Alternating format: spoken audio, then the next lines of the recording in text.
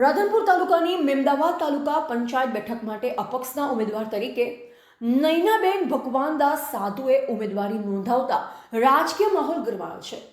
ઉમેદવારી નોંધાવવાના પ્રસંગે તેઓ મોટી સંખ્યામાં સમર્થકો સાથે હાજર રહ્યા હતા, જેમાં કાર્યકર્તા અને સ્થાનિક આગેવાનોમાં ઉત્સાહ જોવા મળ્યો। સાધુ નૈનાબેન ભગવાનદાસ પોતાના જીતનો વિશ્વાસ વ્યક્ત કર્યો કે તેઓ વિજય બનશે અને વિસ્તારના સર્વાંગી વિકાસ માટે પ્રતિબદ્ધ છે।